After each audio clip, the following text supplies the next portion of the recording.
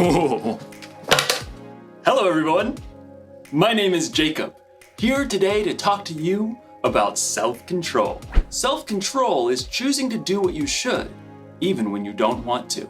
It's very important to have control. I have a controller for just about everything, in fact. Like this stereo.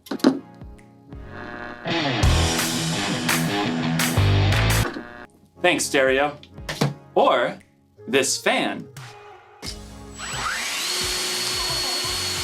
I've even got a remote for my blender. And of course, everyone's favorite remote control, the TV remote. Whoa, where is the TV remote? This is its spot. This is its home. It's where it lives. Where are you, little TV remote? TV remote! TV, TV, TV, TV. No, little guy, where are you? TV! This makes me so mad. I bought the remote caddy so that I could house my remotes. And when someone takes the remotes away and doesn't put it back, I get real angry. I ask you, why have a remote caddy if you're not gonna caddy the remotes?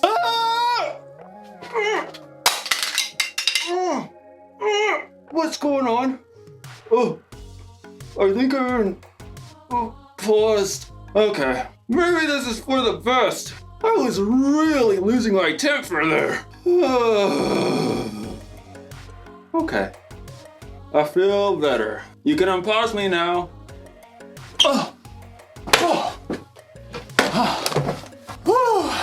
That was a close one. Anger can really take over if you let it. In today's story, we'll hear about a guy named David who had every reason to be angry. Let's hope it doesn't control him. Oh, I wonder what this controls.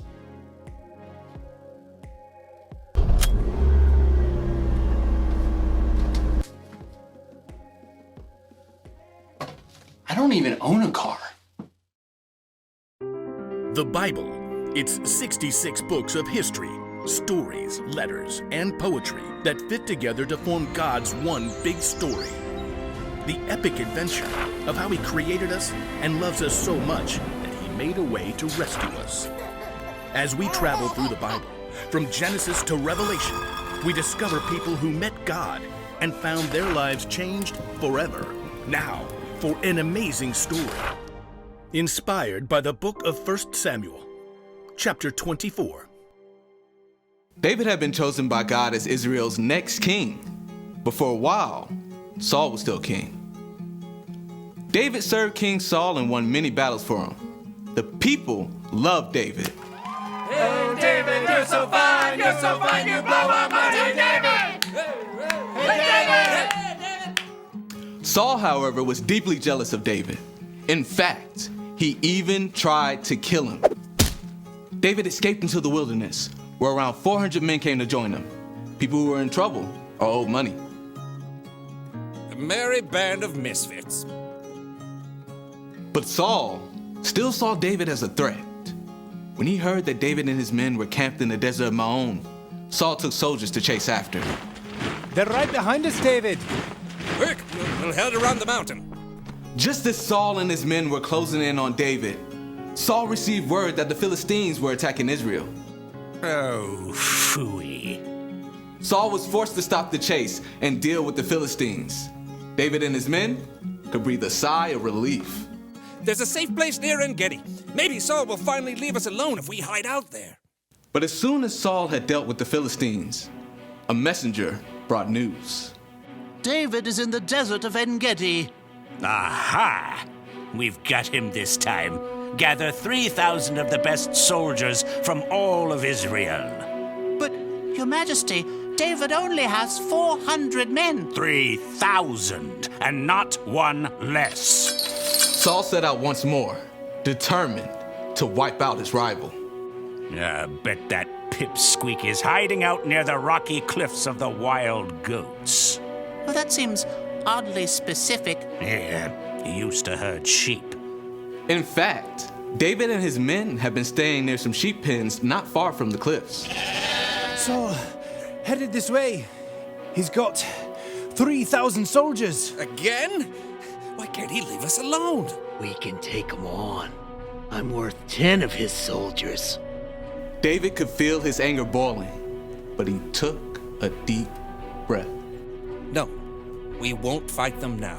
And we won't have a choice in about 6 minutes. The caves! I want everyone inside! Stat! David and his men hurried into a nearby cave that cut deep inside the cliffs. All the way to the back! They're here. Outside, near the sheep pens, Saul had called a halt. Take a break, men. At that moment, Saul found himself in need of a royal outhouse. I require a royal outhouse. I believe there's a cave over there, Your Majesty. I suppose it'll do. Saul entered the cave.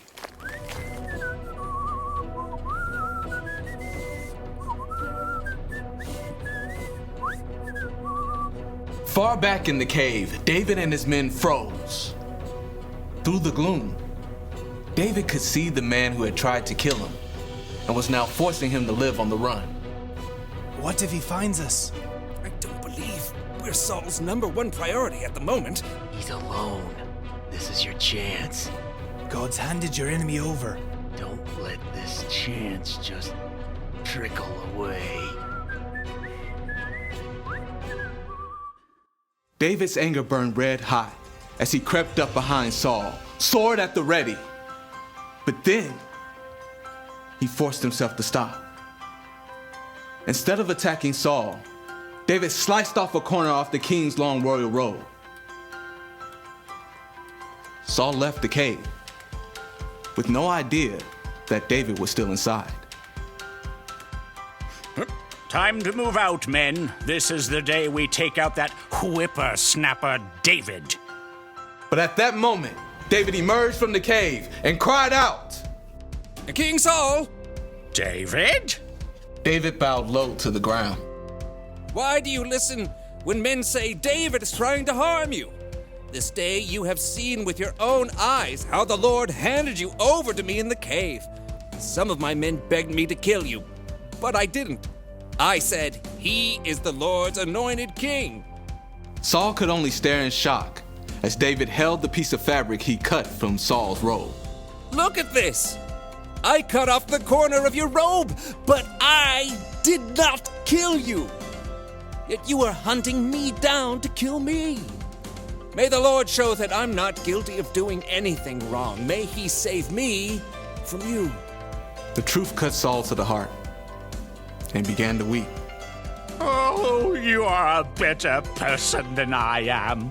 You have treated me well, but I've treated you badly. May the Lord reward you. I know for sure that you will be king. Now, promise me that you won't kill my family or wipe out my name from my family line. David looked his enemy straight in the eye. I promise. Then Saul and his men returned home, and David and his band of misfits returned to their usual hiding place.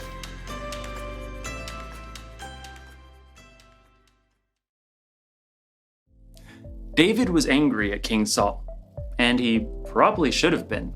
King Saul was trying to kill David. But even in his anger, David didn't lose control. He paused and thought and didn't let his anger take over.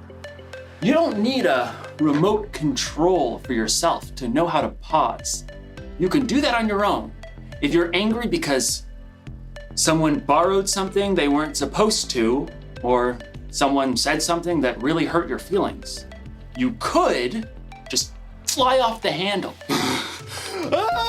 Or you can pause, count to 3 or 10 or 100 if you have to, and think about how you're going to respond.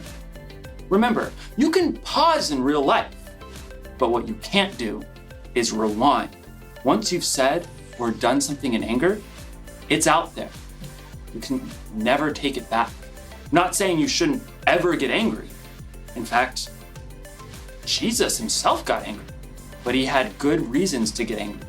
And so do we sometimes. It's like when you or someone you know is being treated unfairly, that's a good reason to get angry. Losing a remote? Probably not the best reason to get angry, but good anger or bad, it's still wise to keep control of your anger instead of letting it control you. That's the one thing to remember today. Don't be controlled by your anger. Count to 10 and keep your cool. Music! Okay. Music! Oh, that's the... Okay. I gotta get a universal remote. I'll see you next time.